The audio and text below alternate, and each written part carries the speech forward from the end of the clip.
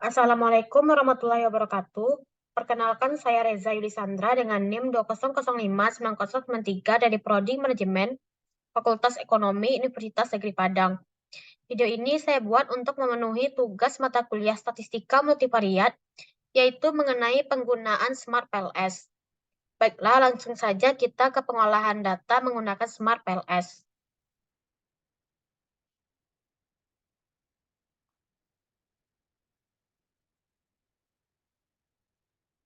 Sebelum memulai untuk proses data pada Smart PLS, kita persiapkan dulu data yang akan digunakan. Di sini saya sudah memiliki data untuk diolah, yaitu dari Y1, X1, X2, X3. Karena menggunakan Smart PLS yang student version atau versi gratis, maka ada beberapa fitur yang dibatasi, seperti hanya bisa menggunakan 100 data atau responden. Oleh karena itu, kita akan mengcopy sebanyak 100 data ke file yang lain.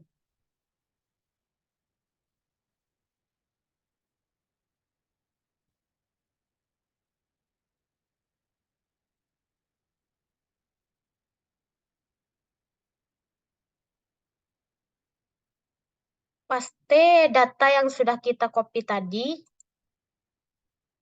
ke file yang baru. Lalu save.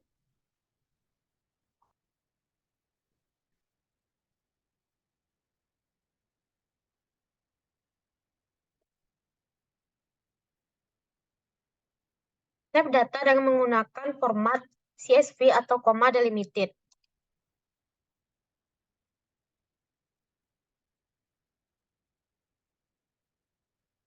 Proses ini juga bisa dilakukan dengan menggunakan Notepad. Selanjutnya, buka program atau software dari Smart PLS. Lalu tekan New Project. Lalu tulis nama untuk project baru yang akan kita buat.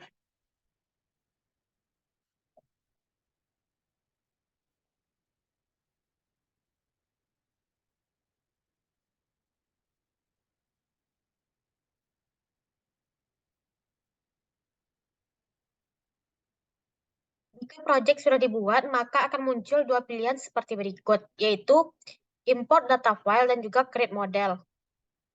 Untuk import data file, dilakukan untuk mengimport data yang sudah disiapkan tadi.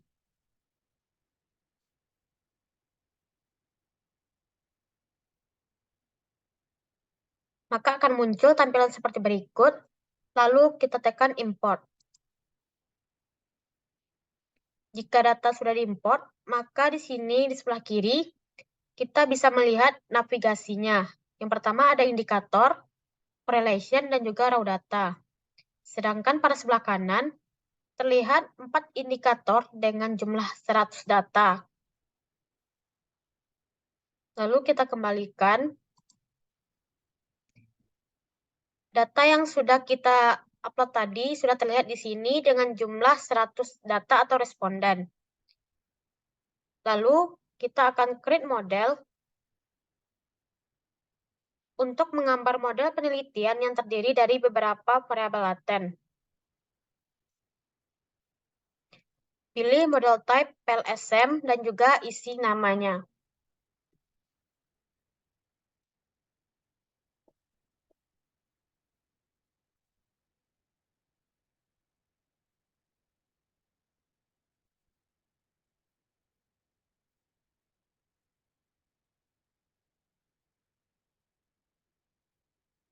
Jika sudah, maka akan tampil seperti berikut. Di sini adalah indikator-indikator atau variabel yang akan kita buat hubungannya seperti yang sudah terlihat pada data di awal tadi, di mana di sini variabel Y akan mempengaruhi variabel-variabel lain yaitu X1, X2, dan juga X3.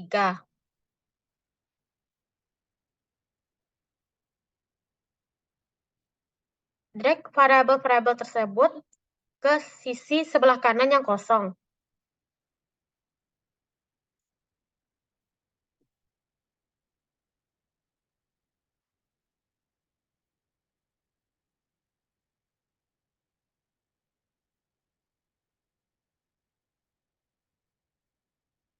Jika semua indikator atau variabel sudah di-drag ke sisi kanan yang kosong, maka rapikan terlebih dahulu.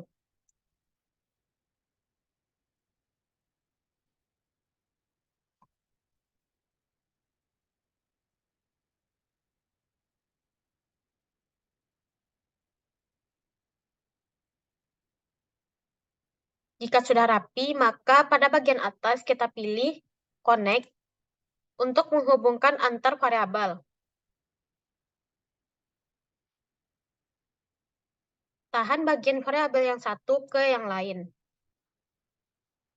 Jika sudah terhubung, maka variabel tersebut akan merubah warna dari orange menjadi biru. Hubungkan semua indikator. Setelah semua variabel terhubung, maka kita akan melakukan pengujian kualitas model pengukuran atau PLS algorithm dan melakukan pengujian hipotesis atau bootstrapping. Yang pertama, analisis PLS algorithm. Lakukan analisis dengan cara klik menu Calculate, lalu pilih PLSM algorithm. Maka akan tampil seperti berikut dan biarkan seperti default, klik Start Calculation.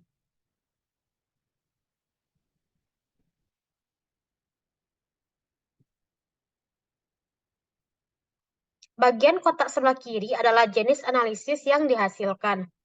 Hal yang perlu dicermati di sini sebenarnya adalah melakukan pengujian outer model dan goodness of fit. Tahap pengujian outer model pada graphical output akan terlihat diagram Venn beserta hasil-hasil proses dari calculate tadi. Hubungan antara indikator dengan variabel latinnya disebut dengan loading factor.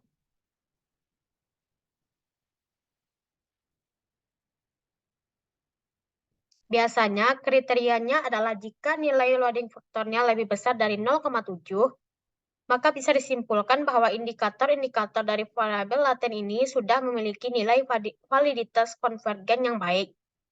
Nah, di sini kita lihat nilai loading faktornya adalah 1,000, yang mana artinya sudah lebih besar dari 0,7. Maka dapat disimpulkan bahwa indikator-indikator tersebut sudah memiliki nilai validitas konvergen yang baik. Kemudian pada bagian final result, ini adalah koefisien PET-nya. Koefisien yang menghubungkan antara X1, X2, X3 dengan Y. Maksudnya misalnya, pengaruh langsung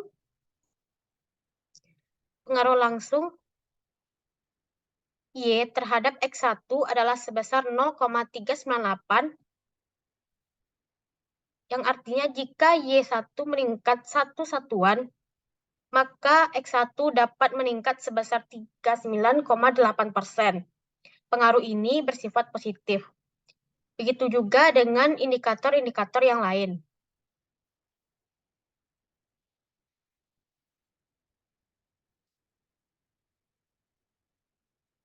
Dari data yang digunakan, indirect effect-nya tidak ada. Sedangkan pada quality criteria,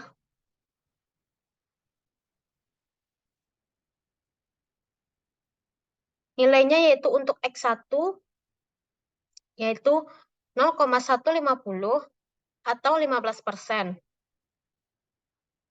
Untuk X2 yaitu 0,377 atau 37,7%. Dan X3 adalah 0,296 atau 29,6%. Di mana dari hasil dikatakan variabel-variabel ini tergolong moderat atau lemah dalam menjelaskan model penelitiannya. Selanjutnya yaitu untuk F-square.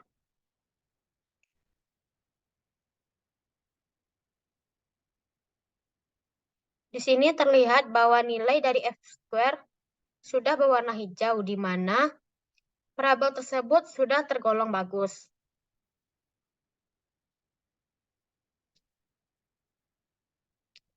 Untuk konstruk reliability dan validity, serta diskriminan validity, Nilainya tidak muncul karena pada analisis ini kita menggunakan model yang hanya berisi konstruksi formatif atau item tunggal. Selanjutnya, untuk pengujian goodness of fit, kita lihat pada indikator model fit. Di sini nilai SRMR-nya adalah 0,212, yang mana artinya tidak memenuhi kriteria karena besar dari 0,05.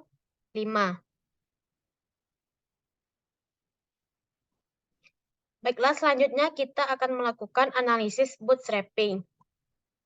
Pertama, klik edit terlebih dahulu, lalu tekan kembali calculate, pilih bootstrapping.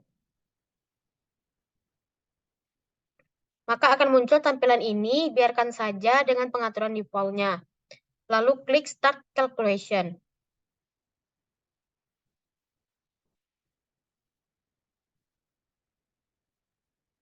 Seperti analisis tadi, bagian kiri adalah hasil dari analisis yang dilakukan.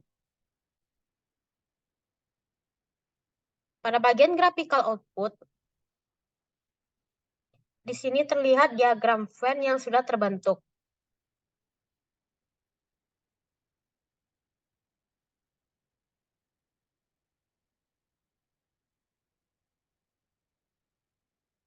NaN atau nilai T statistiknya tidak ada, karena pada analisis ini kita menggunakan data yang hanya berisi konstruksi formatif atau item tunggal.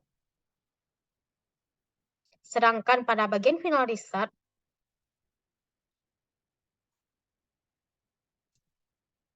original sample adalah yang merupakan koefisien PET-nya. Yang berarti jika positif, maka akan memberikan hubungan yang positif pula. Contohnya jika semakin besar nilai Y1, maka akan meningkatkan nilai X1 semakin tinggi. Di sini nilai dari original sampelnya semuanya bernilai positif. Seperti 0,398, 0,619, 0,550.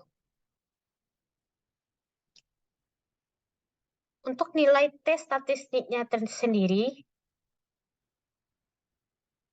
kriterianya adalah apabila nilainya lebih besar dari 1,96, maka hubungan antara variabel laten ini adalah signifikan. Di sini terlihat bahwa nilai semua T statistik sudah lebih dari 1,96.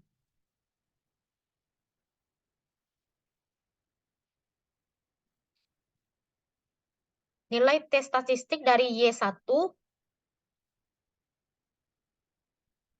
yang pertama ini adalah 3,920. Artinya Y1 ini berpengaruh signifikan terhadap X1. Yang kedua, nilai T statistiknya adalah 9,335.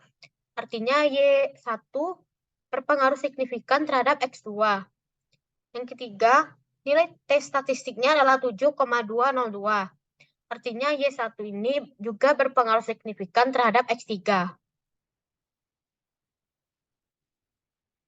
Sedangkan pada p-values, kriterianya adalah kecil dari 0,05.